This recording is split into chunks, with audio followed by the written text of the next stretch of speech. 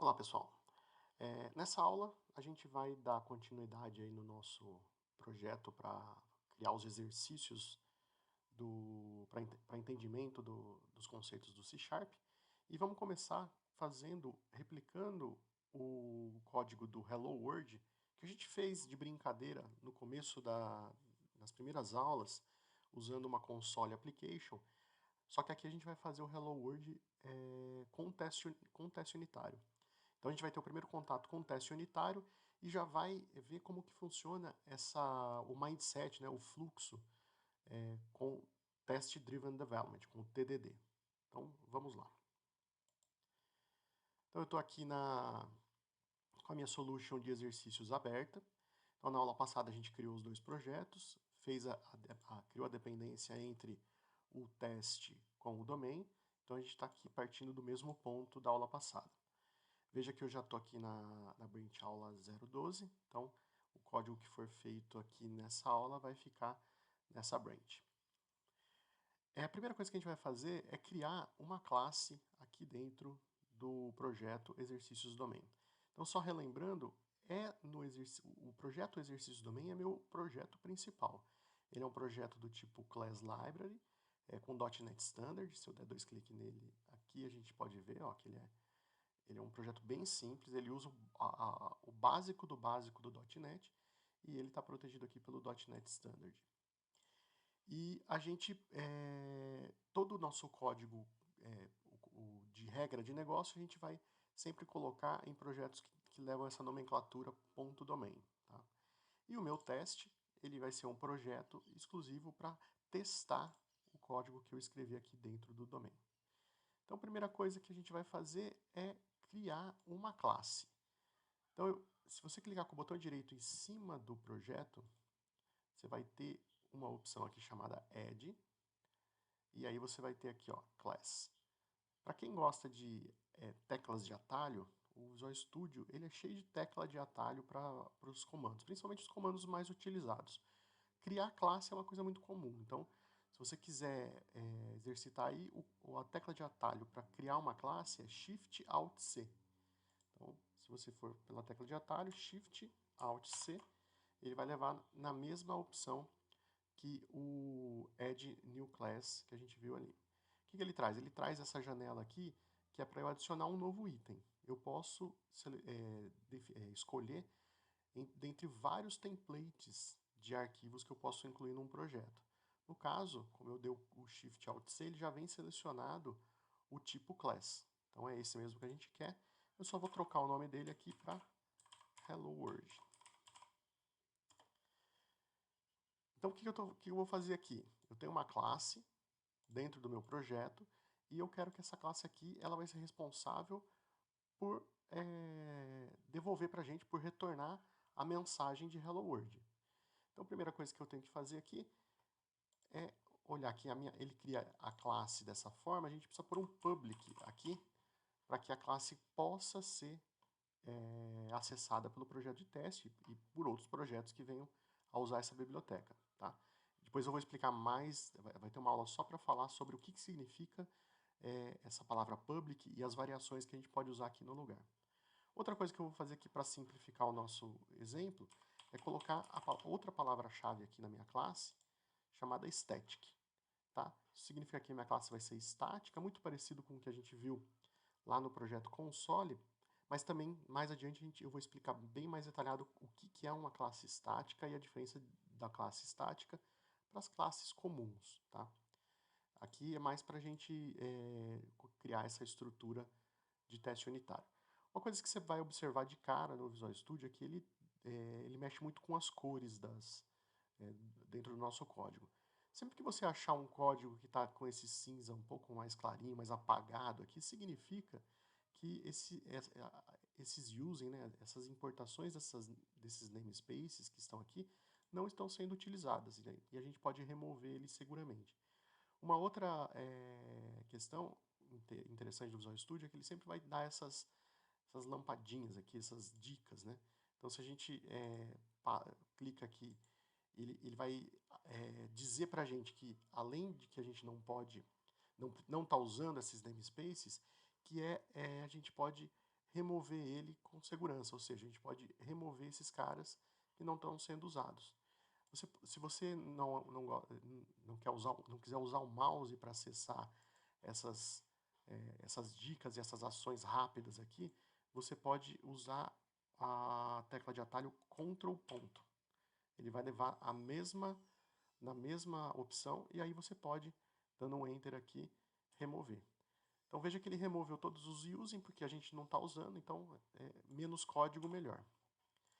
E aí eu vou criar um método dentro da minha classe. Então a gente vai ver na seguinte aula, na próxima aula, a gente vai falar bastante sobre o que é uma classe e o que é um objeto. E uma classe é uma estrutura é uma estrutura na orientação a objetos que permite a gente ter dentro dela atributos, propriedades e métodos. Métodos são como funções, é um elemento de uma classe para executar um trecho de código.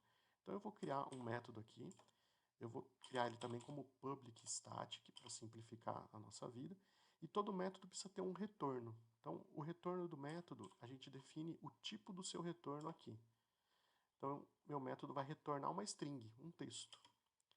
E a gente dá um nome para o método. Então ele vai se chamar sayHello, ou seja, é ele que vai retornar para a gente a mensagem de Hello World. Primeira coisa que você já deve ter observado é que toda a estrutura do C Sharp, ela exige, a gente trabalha com as chaves, né? Você sempre abre e fecha as chaves para quando você tem uma estrutura, né? Quando você tem um trecho de código que vai ter um corpo dentro dele. Então aqui todo método ele tem que executar alguma coisa e o código que ele vai executar vai estar dentro dessa estrutura, dentro desse corpo aqui. Outra coisa que você já vai observar é que o Visual Studio já identificou um problema nesse nosso código. Você pode ver por aqui, que tem aqui um xizinho aqui, um alerta de erro, e no próprio código. Você passar o mouse aqui, ele já vai falar qual que é o erro, inclusive. Ele vai dizer que nem todo o caminho de execução do meu método está retornando um valor. Então, isso aqui já vai gerar um erro de compilação e o Visual Studio ele fica sempre em background compilando o seu código para te dar esse feedback constante. Então você vai estar sempre, ele vai estar sempre te avisando quando o seu código estiver com erro. Isso ajuda bastante para que a gente não precise compilar e executar o nosso código para ver se tem algum erro de compilação. Ele já mostra na própria IDE, na própria interface do Visual Studio. Bem, ele está dando esse erro porque a gente não está retornando nada. Como a gente não vai fazer a implementação final agora, a gente só vai fazer uma implementação para poder compilar. Então eu vou retornar vazio aqui. Por enquanto eu não quero retornar mensagem nenhuma. Eu vou salvar minha classe e vou fazer um build no meu projeto. Se você não notou ainda, todo método, quando ele tem um tipo aqui em retorno, ele precisa ter esse return, tá? Esse return aqui é o que ele vai devolver. Quem chamar esse método vai receber de volta essa string aqui, que na verdade é uma string vazia, tá? Vamos ver como que a gente chama isso aqui. A gente vai chamar isso justamente na camada de teste unitário, para validar se o nosso método está funcionando do jeito que a gente espera. Então, a primeira coisa que eu vou fazer, eu vou renomear esse unit test 1 aqui, para ficar mais correto, ele vai se chamar Hello World Test. Então, o meu teste da classe Hello World. Uma nomenclatura interessante, sempre usar o nome da classe que você está testando com a palavra teste no final, ajuda você a organizar bem aí o seu código de teste. Ele está dizendo aqui que a gente está renomeando uma classe, né, renomeando o arquivo, e que é uma boa prática que o nome da classe que está dentro desse arquivo tenha o mesmo nome do arquivo. E está perguntando se a gente quer renomear. E a gente quer sim, a gente quer que fique a classe que está aqui dentro, né, se a gente der dois cliques, que ela tenha o mesmo nome do arquivo. Não é obrigatório, você pode ter classe, a sua classe aqui dentro, ela pode ter um nome diferente do arquivo aonde ela está declarada. Mas é uma boa prática que ela tenha o mesmo nome, tá? Facilita aí na nossa organização. E aqui, essa é a estrutura de um teste unitário, essa é a estrutura de uma classe de teste. Veja que ele usa essa biblioteca do MS-Test. Ele tem um namespace, assim como qualquer outra classe, né? Aqui no caso exercícios teste, porque é um outro projeto. E aí ele é uma classe, só que ele tem essa anotação, ele tem esse atributo de anotação. A gente decora essa classe dizendo, ó, essa aqui é uma classe para teste. E a gente faz a mesma coisa com os métodos. Então todos os métodos que vão servir para testar código, ele também vai ser decorado com esse atributo test_method, tá? Eu vou trocar aqui o nome do meu método. Também é uma boa prática que o método de teste remeta ao método que ele está testando. Então eu vou fazer o seguinte, ó, say hello test, ok? Então fica bem explícito que esse método de teste ele vai servir para validar se esse método do meu domínio está executando corretamente, tá? Basicamente é isso que um teste faz. Então vamos escrever o teste. Então, o que esse teste tem que fazer? Ele tem que executar esse método e validar se o retorno é o retorno esperado. Para executar aquele método, eu vou precisar de dois usings aqui em cima. Eu vou primeiro precisar do system, que a gente vai usar o console para imprimir mensagens de retorno. E eu também vou precisar fazer um using no exercícios domain, porque é lá que está o meu hello world, tá? Então eu tenho que ter aqui um using do exercícios domain. Veja que ele está cinzinho aqui porque a gente ainda não fez uso de nenhum dos elementos que estão dentro desses namespaces. Então o que eu quero? Eu quero executar aquele hello world. Então veja que ele já encontra aqui a classe hello world que está dentro de exercícios domain. O meu IntelliSense aqui já me avisa. É exatamente essa classe que eu quero. E quando eu coloco um ponto, eu vou ter acesso aos métodos dessa minha classe estática. E eu quero executar esse say hello. Todo método, quando a gente pede para executar, eu tenho que pôr lá, abre e fecha parênteses. E todo código C#, toda instrução C# tem que terminar com um ponto e vírgula, nunca se esqueça disso. Porém, aqui ele vai executar o método, e veja que esse método, aqui nesse IntelliSense, ele está dizendo que ele vai retornar uma string. Então, ele tem um retorno desse método. E a gente precisa capturar esse retorno para poder validar, para poder testar ele. Então, para eu capturar um retorno de um método, basta eu instanciar uma variável antes dele. Então, eu quero uma variável do tipo string, é assim que eu instancio uma variável do tipo string, e aqui eu vou pegar a mensagem, e eu dou um nome para ela, né? Então, eu dou um nome para a variável que eu estou declarando. Tá?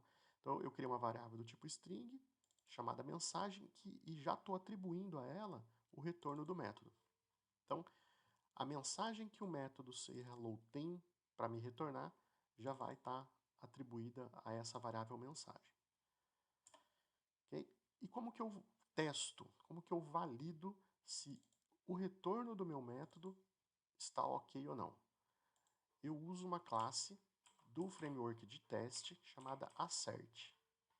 Esse assert serve justamente para validar as coisas. E dentro dele, você tem alguns métodos que te ajudam a fazer essas validações. O método mais usado, que é o que a gente vai usar aqui, é o arequal. Então, a gente está falando assim, ó, confirma para mim que essa mensagem aqui vai retornar, o método sayHello vai retornar aqui para mim nessa mensagem o texto que eu estou esperando. E aí ele tem dois parâmetros para esse método. A gente tem que passar para ele o que a gente está esperando que ele retorne e a mensagem que foi retornada. Então, o que eu espero que esse meu método retorne? Eu espero que ele diga hello world.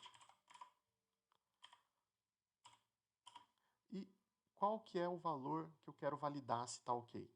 É o valor que está dentro da variável mensagem. Então, essa é uma forma clássica de validar um método, de testar um método. Então, eu executo o método, pego o seu retorno e, usando o assert, eu valido, eu verifico se o retorno que aquele meu método está devolvendo bate com a especificação do meu programa. Tá? Então, para fechar aqui o exemplo, eu vou só imprimir o que tem lá na mensagem no console. Veja que eu usei aqui um que a gente chama de Code Snippet. Então, o Visual Studio também tem alguns atalhos de código, que a gente chama de Code Snippet. Então, por exemplo, se eu colocar CW e dar um tab, ele vai sumir o IntelliSense. Se eu der um outro tab, ele vai colocar aqui o console write line. Então, um curto atalho aí para alguns trechos de código. Com o tempo, a gente vai pegando esses macetes e isso vai ajudando a gente a ser mais ágil, a ser mais rápido na nossa codificação. Então, eu quero que ele imprima no console o resultado da mensagem. Só para eu ver, para ficar claro, mais interessante para a gente ver o resultado, principalmente quando o meu teste falhar. Bem, você já notou que a gente não implementou um retorno correto, tá? Isso aqui é um exemplo bem simples, então pode parecer bobo, mas a ideia do TDD, do Test Driven Development, é essa. A gente escreve o teste antes de implementar a solução final do método. Por quê? Porque a gente tem que ver esse teste falhando. A ideia é que a gente veja que o teste falhou. Para executar teste, a gente usa o Test Explorer. Test Explorer é essa janelinha que fica do lado esquerdo aqui do Visual Studio. Se no seu Visual Studio não estiver aparecendo, se ela estiver assim, você pode encontrar ela aqui, ó, no menu Teste, Test Explorer. Tá? Vai te levar ao mesmo lugar. Eu vou fixar ela aqui para ficar fácil de enxergar. E aqui, o que essa Test Explorer faz? Ela percorre, ela inspeciona todos os projetos da minha solution e vai procurando para a gente todas as classes de teste. Todas as classes e todos os métodos de teste. E mostra numa árvore aqui para a gente. Então, a gente tem o Hello World Test. Esse unit test aqui, deixa eu ver, acho que ficou alguma coisa na pasta. Vamos dar uma olhadinha lá.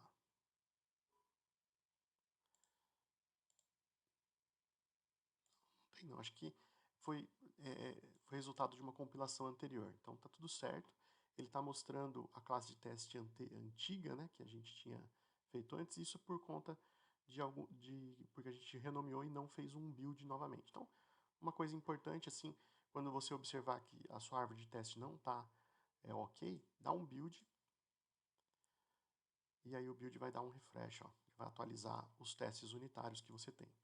E aí sim, a gente tem um teste só, uma classe de teste dentro do projeto de teste, e esse projeto, essa classe de teste tem um teste unitário, tem um método de teste, que é o sayHelloTest. E como que eu executo o teste? Você pode botão direito Run, você tem a tecla de atalho Ctrl+RT, você pode inclusive acionar ela de dentro da classe aqui, ou você pode clicar aqui nesse botãozinho Play, que é o Run. Vamos fazer por aqui. Então, ele literalmente executa o código de teste e, consequentemente, o código que a gente está testando, com a chamada do método aqui. Veja que ele deu um erro. Então, ele deu um erro dizendo o seguinte, ó. Vamos abrir mais um pouquinho aqui. Ele diz o seguinte, ó, é aqui que está a mensagem de erro. O nosso assert arEqual falhou. Era esperado que o método retornasse a string, né, o texto Hello World, mas ele retornou vazio. Então, isso significa que a especificação do nosso programa não está adequada. O programa não foi implementado conforme a especificação. Pense sempre no teste unitário como se fosse uma especificação de uma funcionalidade do seu programa. Então, eu estou dizendo que o meu programa tem que ter uma classe Hello World com o método sayHello que retorna para mim essa mensagem. Tá? De novo, é um exemplo bem simplista de um teste unitário, mas ele deixa bem claro como que funciona esse fluxo. Bem, uma vez que falhou, segundo o TDD, a gente tem que fazer uma implementação que vai passar. Então, a gente pode aqui colocar a mensagem Hello World e executar novamente.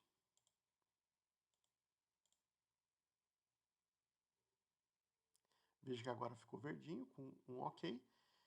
Ele, inclusive, mostra que quando você tem muitos testes unitários, é interessante porque ele vai te mostrar um painel aqui dizendo quantos testes você tem, quantos deram OK e quantos falharam, tá? Isso é importante porque sempre que quando você tem um programa muito extenso, uma aplicação com muitas funcionalidades, se você tem ela muito bem testada, toda vez que você faz uma modificação em uma parte da aplicação, você roda todos os testes para saber se aquela modificação que você fez afetou outras áreas da sua aplicação. E essa indicação vai aparecer aqui nesses erros, nesse xizinho aqui, com os métodos que falharam a execução. Tá? A gente vai chegar lá, a gente vai trabalhar muito com teste unitário ainda. Uma outra característica aqui é que, veja que ele tem um link aqui para a gente abrir alguma informação adicional que possa existir no output. E se a gente for no output desse teste, a gente vai ver justamente aquele console WriteLine que a gente jogou. Então, o teste unitário também serve para a gente jogar resultado no output, caso a gente queira visualmente ver o retorno do método. Tá? Bem, basicamente, a estrutura de um teste é essa. O TDD diz que depois que o teste passou pela primeira vez, a gente precisa refatorar o método e o método de teste. Para quê? Para que eles fiquem o mais enxutos possíveis, para que a gente chegue na versão mais enxuta e eficaz, tanto da implementação do método quanto da implementação do teste.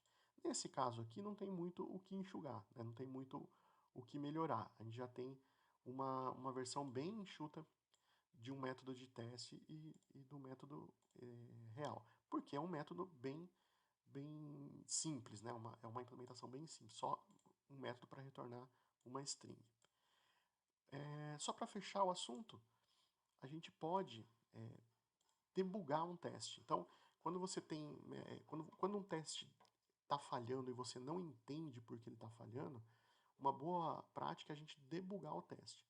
Então, a gente pode pôr aqui um breakpoint. Então, eu aciono aqui e digo que eu quero que o meu programa pare exatamente nessa linha. E quando eu clicar com o botão direito aqui no meu teste, em vez de run, a gente dá um debug.